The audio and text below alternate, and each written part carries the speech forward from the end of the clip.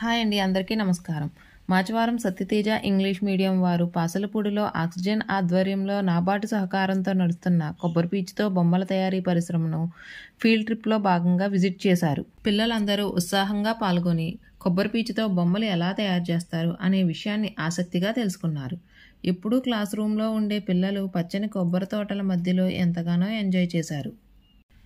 పిల్లలందరూ ఆటలతో గడిపారు. బయట వాతావరణం పిల్లలందరూ ఒకరికి ఒకరు లంచ్ షేర్ చేసుకుని భోజనాలు చేశారు. బాల్యం రమ్మన్నారాదే గుర్తుకొస్తే కంట చెమ్మ పెట్టిస్తుంటుందే స్నేహాలే గుండె మీద వేసిపోయే పచ్చబొట్టెలే ఆ రోజులు మళ్ళీ రావు. ఈ రోజుల్లా కానే కావు. అంతేలేని ఆనందాలు వెంటే వస్తే అంటే చాలు. ఆ రోజులు మళ్ళీ రావు. కటికిరెడ్డి గంగాధరం గారు ఈ పరిశ్రమ గురించి కొన్ని విషయాలు చెప్పారు. అందరికీ నమస్కారం.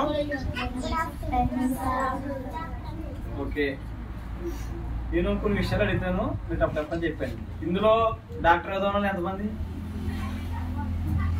మళ్ళీ ఎత్తు నుంచి ఎత్తకూడదే, ఓకేనా? ఓకే, ఛేదించే. సాఫ్ట్వేర్ ఇంజనీర్ ఒకరు, police, IAS, IPS. Okay, very good. ఇంకేమున్నాయి trades? Bank manager, teacher. Teachers, very good. Okay, మరి మీరు ఎవరో కూడా ఎంటర్ప్రెన్యూర్ ఎవరా? ఎంటర్ప్రెన్యూర్ అంటే ఏంటి? బిజినెస్ మ్యాన్స్ ఎవరైనా అవుతారా? ఎవరో అందరూ కూడా సెటిల్ అయిపోవడానికి ఫిక్స్ అయిపోయారు బలంగా.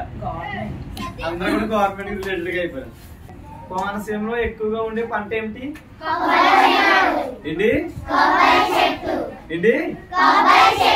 ఓకే, అలాంటి కొబ్బరి చెట్ల నుండి ఓకేనా ఇక్కడ ఉండే ఉత్పత్తులన్నీ కూడా తయారు చేయడం జరిగింది. ఓకే, అయితే కొబ్బరి చెట్టు నుండి దిగుబడి చేసిన కొబ్బరి కాయ ఉంటది కదా, ఏముంటది దాన్ని? టెంకాయ. దేవుడికి కొడతాము, ఓకేనా, భగవంతుడికి ఓకేనా ఉపయోగిస్తాం. అలాగే దాని నుంచి తీసుకున్న అస్కు అంటే డొక్కు ఉంటది కదా, ఓకే, డొక్క నుంచి ఏం చేస్తారు? కాయిల్ తీస్తారు. ఇది ఫైబర్. ఫైబర్ ఎట్లా ఉంటుందండి మీరు చూస్తున్నారు కదా, ఈ విధంగా పీచు ఈ విధంగా ఉంటది అన్నమాట. ఓకే, ఆ పీచు నుంచి కూడా కొన్ని బొమ్మలు చేయొచ్చు అని చెప్పేసి మీరు రోజు పాసలపూడి ప్రాంతంలో ఇక్కడ మహిళలు తయారు చేసిన బొమ్మలన్నీ కూడా మీరు వర్క్ షాప్ దగ్గర చూసారు కదా, బొమ్మలన్నీ కూడా. ఓకే, ఇలాంటి బొమ్మలు ఇక్కడ తయారు చేయడం జరుగుతుంది. ఇవన్నీ కూడా ఈకో ఫ్రెండ్లీ అంటే పర్యావరణానికి అనుకూలమైనవి. ఇవేమి ప్లాస్టిక్ కాదు కదా, పర్యావరణంగా హాని చేస్తాయా? హాని చేయవు. అందువల్ల ఏంటంటే పర్యావరణం లేనివి, ఓకే, పర్యావరణానికి ఎట్లాంటి హాని చేయలేని వస్తువుల్ని మనం ప్రమోట్ చేయాలి. ఇప్పుడు మీరు అందరూ కూడా పిల్లలు కాబట్టి ఇప్పటి నుంచే మీరు కూడా ఇట్లాంటివి ఓకేనా మొదలు పెట్టాలి. ఓకే, దీన్ని మేము రానున్న రోజుల్లో కొంచెం ఇంకా స్ప్రెడ్ చేయాలని చెప్పేసి మీకు లాంటి పిల్లలు కూడా వచ్చి చూడటం వల్ల దీని నుంచి కొత్త కొత్త ఆలోచన క్రియేట్ అవుతాయి. మీలో చాలా మంది బొమ్మలు చేసేసారు అక్కడ, అవునా కదా? చేస్తారు కదా, వెరీ గుడ్. ఈ వయసులో మీరు అట్లా చేయడం చాలా గ్రేట్. ఎంత ముందు ఎప్పుడైనా చేశారమ్మా? ఫస్ట్ టైం చేశారు కదా. ఓకే, ఇట్లాగేంటంటే మీరు కూడా ఏదైనా అనుకుంటే చెయ్యగలరు, నేను చెయ్యాలి. ఇప్పుడు మీకు స్వామి వివేకానంద తెలుసా? చిన్న కథ చెప్తాను, తెలుసా?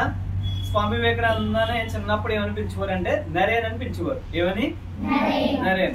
చిన్నప్పుడు నరేను వాళ్ళ తాతయ్య దగ్గర కూర్చుని మాట్లాడుతున్నప్పుడు జనరల్ గా పిల్లలకి ఏం చెప్తాం? చిన్న చెట్టు దగ్గరికి వెళ్ళకు, దెయ్యం ఉంటుంది అని చెప్తాను. చెప్తారు చెప్పడం మన తాతలో చిన్న చెట్టు దగ్గరికి వెళ్ళినవారు.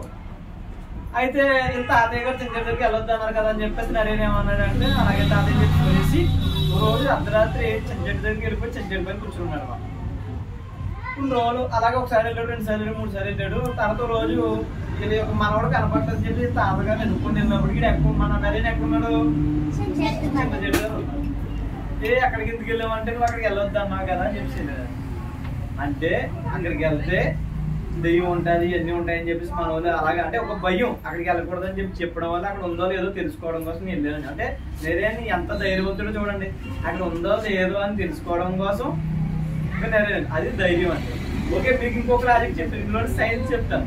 చిన్న చెట్టు దగ్గరికి ఎందుకు వెళ్ళామంటే మనం చిన్న చెట్టు ఎప్పుడు కూడా ఆక్సిజన్ ఎక్కువ రిలీజ్ చేయదు.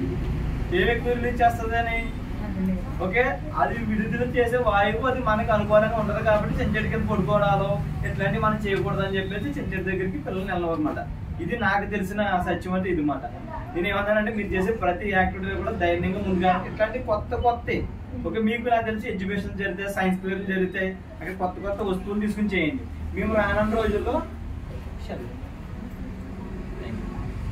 ఇదేంటి కొబ్బరి చెప్ప, ఇంగ్లీష్ లో ఏమంటాం కోకోనట్ షెల్.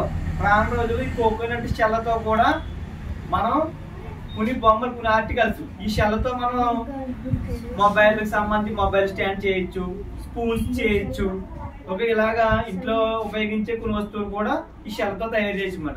రానున్న రోజుల్లో దీంట్లో కూడా మనం వెళ్ళబోతున్నాం. మనం ఏ ప్రాంతంలో కూడా ఈ ప్రాంతంలో ఉండే ప్రతి వస్తువు మనకు ఉపయోగపడుతుంది అన్న దానికోసం మీకు చెప్తున్నాను అన్నమాట. కొబ్బరి చెట్టు నుంచి ఇన్ని ఉపయోగాలు ఉన్నాయి.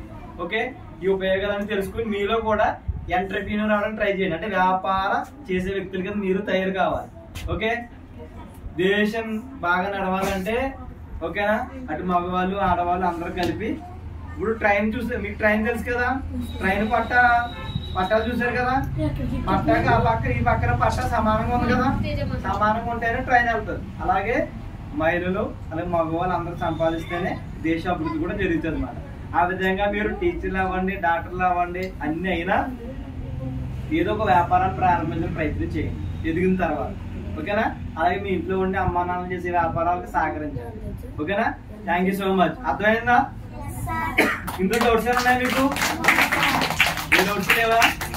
నేను చెప్పిన అర్థం కాలేదేమో అయితే. Okay, thank you so much అమ్మ తల్లి. మీరందరూ కూడా నేటి బాలలే రేపటి పౌరులు. ఓకేనా, okay, thank you so much. Thank you so much madam, మంచి అవకాశం కల్పించింది నాకు. చివరిలో పిల్లలందరూ కొబ్బరి పీచుతో తయారు చేసిన బొమ్మల యొక్క గ్రామ్ దుకాణాన్ని సందర్శించారు. ఇలాంటి ట్రిప్ కండక్ట్ చేయడం వల్ల పిల్లల యొక్క క్రియేటివిటీ పెరుగుతుంది. ఇలాంటి మంచి వీడియోలను చూడడానికి అలా కాన్సెప్ట్లో యూట్యూబ్ ఛానల్ను సబ్స్క్రైబ్ చేసి లైక్ చేసి ఫ్రెండ్స్ అండ్ ఫ్యామిలీ మెంబర్స్కి షేర్ చేయండి.